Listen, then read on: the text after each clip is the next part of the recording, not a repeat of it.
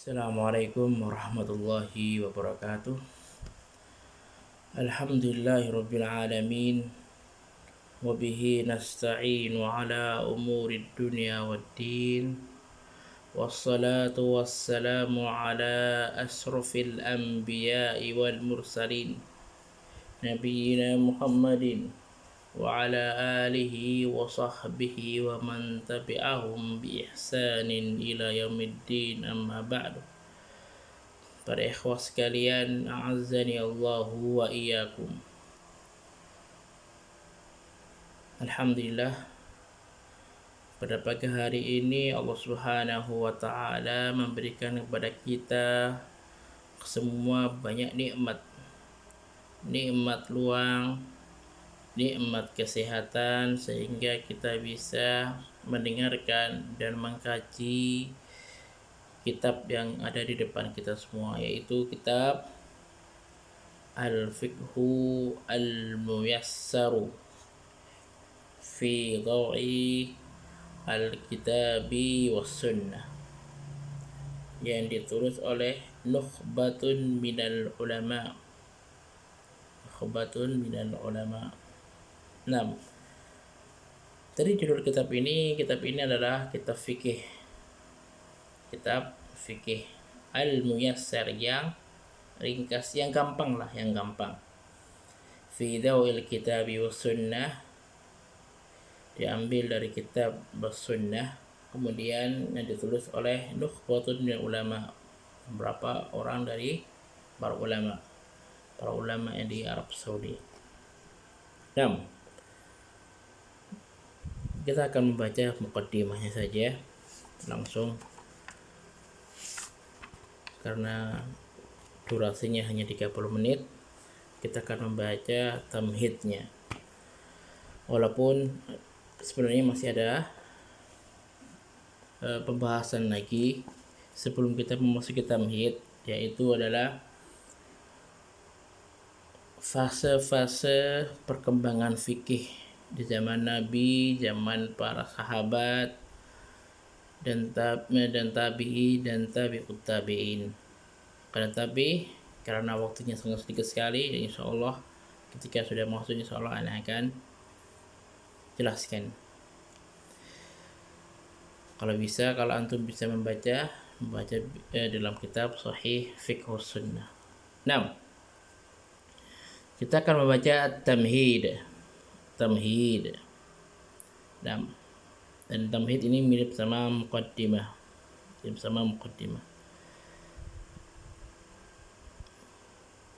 Wa yastamilu 'ala an-nuqatit taliyah. Dan tamhid ini mencakup beberapa poin di bawah ini. Yang pertama, ta'riful fiqhi lughatan wa istilahan. Ta'rif adalah pengertian fikih secara bahasa dan secara istilah. Kenapa kita harus belajar ta'rif dulu? Karena apa? Karena setiap kita mulai belajar kitab, mulai belajar bab, mulai belajar maudhu, biasanya, dan itu sebuah keharusan untuk kita mempelajari namanya ta'rif. Misalnya kitab ini nanti kita belajar insyaallah kitab Thaharah, bab Thaharah. Kita akan tahu, kita harus mengetahui ta'rif Thaharah secara bahasa dan secara istilah. Nah, masadiruhu. Mana masadiruhu? Dari kata sodara, diambil dari mana? Fikih ini diambil dari mana? Maudhu'uhu.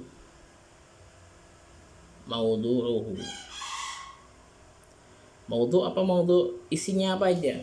Isi dalam kitab ini apa aja? Samratuhu. Dan kita belajar fikih itu pasti ada buah hasilnya. Dan apa hasilnya kita akan bahas nanti. Fadluhu, dan keutamaannya kita membahas bab fikih ini. Dan ini untuk pemula ya, untuk kelas 1 MTS.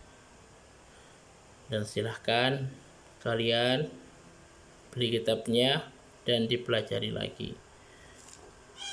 Makna al-fiqhi lughatan wa istilahan.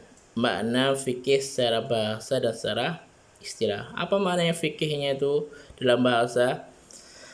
Al-fiqhu fil lughati al-fahmu, atau dalam kamus lain al-ilmu. Al-fiqhu fil lughah, fikih secara bahasa dinamakan al-fahamu, pemahaman dan pengetahuan.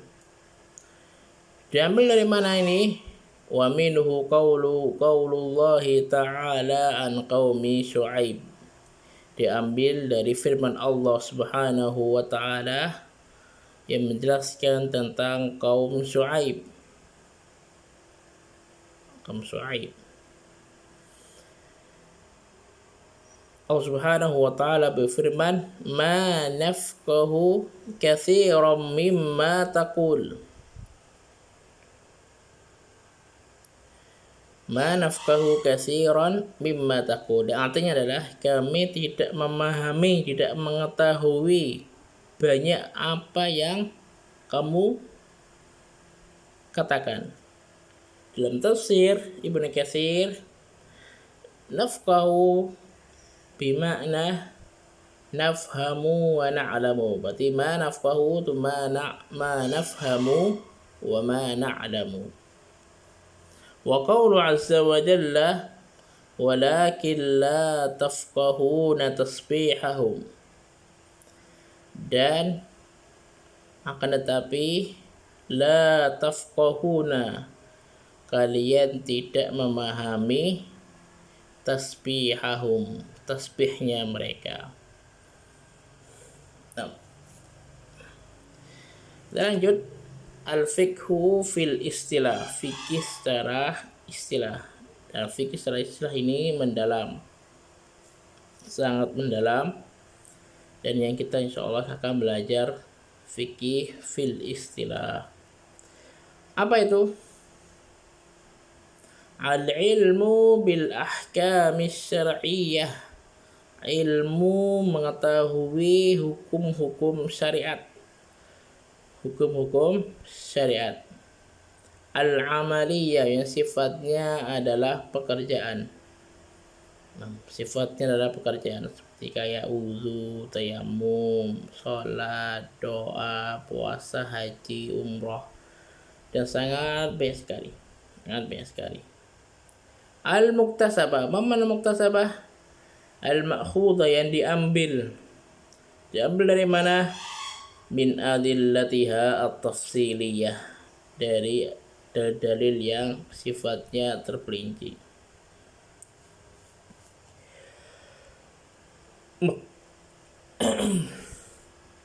Masadirul fiqh, diambil dari mana fikih ini? Yang pertama diambil dari Al-Qur'anul Karim. Dan Al-Qur'anul Karim adalah pedoman hidup kita. Maka jangan sampai kita meninggalkan Al-Qur'anul Karim, mempelajarinya, memahaminya. Bukan hanya mempelajari tajwidnya saja, tapi harus mempelajari tafsirnya dan mempraktekannya. Karena apa? Karena orang yang meninggalkan Al-Quran, maka Allah akan hukum baginya ma'isyatan dongka, kehidupan yang sempit. Nah, dan Al-Quran ini adalah pewaris, maksudnya adalah warisan dari Nabi Shallallahu Alaihi Wasallam untuk para umatnya. Dalam hadis yang sahih, isnani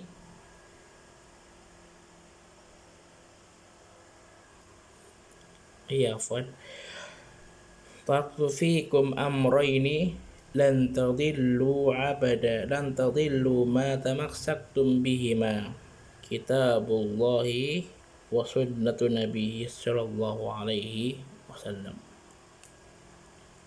Nah, kedua adalah as-sunnah al-mutahharah. As-sunnah al-mutahharah, yaitu hadis Nabi Shallallahu Alaihi Wasallam, yang tadi sudah dijelaskan hadisnya, bahwasanya aku akan tinggalkan untuk kalian dua perkara yang kalian apabila memegangnya maka kalian tidak akan tersesat, yaitu adalah Al-Quran dan Sunnah Nabi Shallallahu Alaihi Wasallam. Yang ketiga adalah al-ijma'u, ijma'. Nah, ijma' kesepakatan kaum muslimin.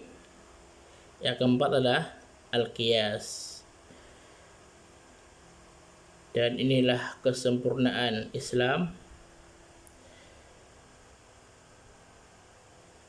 Dengan adanya qiyas, ada beberapa kejadian-kejadian atau perkara-perkara yang mana tidak ada dalam Al-Quran dan Sunnah Nabi SAW, akan tetapi ilahnya sama. Nah, kita lanjut. Mawdu'ul fikih.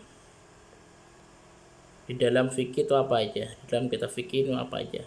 Mawdu'ul fikih af'alul mukallafin, adalah perbuatan-perbuatan atau pekerjaan-pekerjaan harus yang mukallafin, yang dibebankan minal ibadi ala nahwin amin wa syamil. Mukallafin adalah orang-orang yang mukallaf yaitu orang yang diwajibkan untuk atau dibebankan untuk melaksanakan ibadah dan ibad dari hamba, ala nahwin amin wa syamil,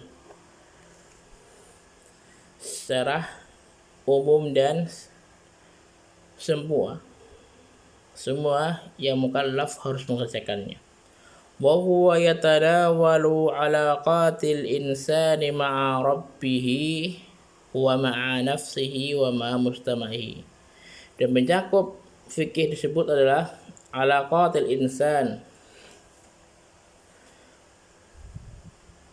hubungan erat manusia bersama Allah Subhanahu wa taala, seperti kayak salat, ya, zakat, puasa, hubungan antara hamba manusia bersama atau untuk Allah Subhanahu wa taala, wa ma'a nafsihi, dan untuk dirinya. Nah, seperti kayak misalnya al-ihsan, berbuat baik untuk diri kita sendiri, wa ma'a mustama'i, dan untuk orang lain. Wa yatanawalu al-ahkamu al-amaliyah, dan mencakup juga hukum-hukum yang sifatnya pekerjaan. Wa ma yasturu 'anil mukallafi bin aqwalin aw af'alin wa 'uqudun wa tasarrufat, yang mana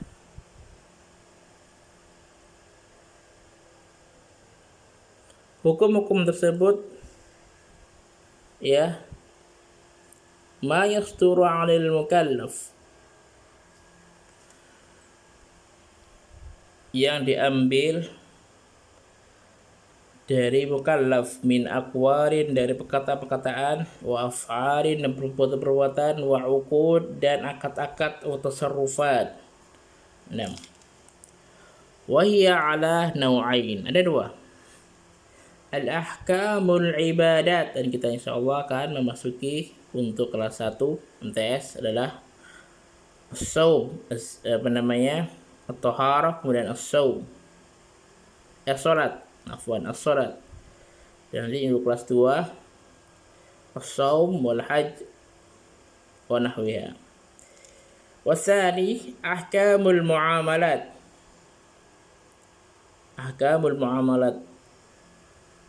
Muamalah, hukum-hukum muamalah, min uqud wa tasarrufat wa uqubat wa jinayat. Nama uqud, al-uqud di sini adalah akad-akad, wa tasarrufat dan tasarrufat adalah transaksi, ya, transaksi, wa uqubat wa jinayat.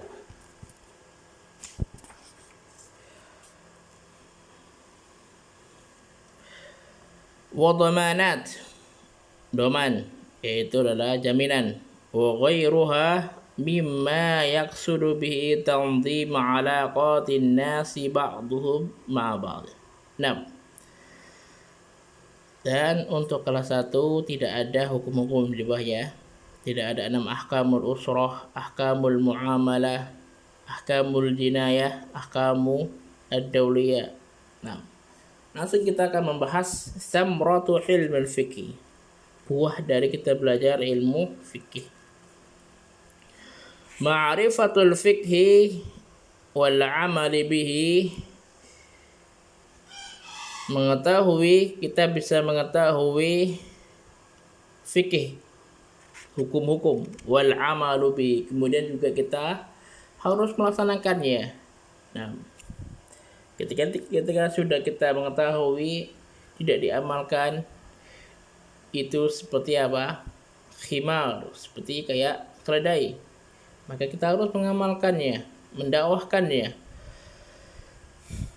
Tasmuru, maka akan membuah salahul mukallafi, kebaikan bagi yang mengerjakannya. Nah,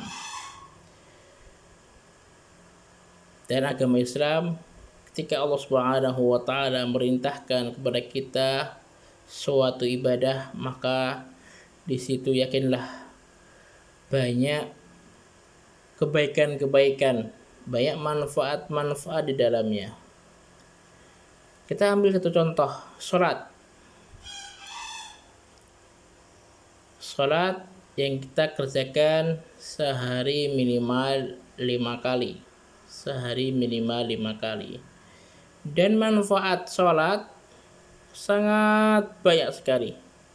Di antaranya adalah tanha 'anil fahsya'i wal munkar. Tanha 'anil fahsya'i wal munkar, akan menahan kamu dari perbuatan fahisyah dan kemungkaran. Kemudian wasihhatu ibadatihi, menjadikan ibadah kita menjadi baik, menjadi diterima oleh Allah Subhanahu wa taala. Dan oleh karena itu kita wajib untuk belajar fikih. Karena apa? Karena kita manusia diciptakan dalam keadaan bodoh. Ketika dia belajar, bisa mengetahuinya dan bisa mengerjakannya, insya Allah akan diterima oleh Allah Subhanahu wa taala sesuai dengan syariat, dan harus ikhlas. Wastiqamah suluki, dan bisa istiqamah ketika menjalankannya. Kalau kita tahu dalilnya, kita tahu pahalanya, maka insya Allah akan istiqamah kita belajar, ya, kita beribadah.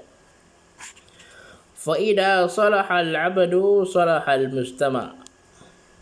Apabila satu orang aja sudah saleh, sudah baik, maka bisa menjadikan mujtama' yang lain juga akan baik. Bisa mengajarkannya, bisa memberitahu apabila salah, dan lain sebagainya. Wasarat an-natijatu fid dunya as-sa'adah, dan menjadikan kita ini setelah belajar fikih dan mengerjakannya, menjadikan di dunia ini menjadi sa'adah, sa'id, senang, bahagia. Dan karena kita tahu hukumnya.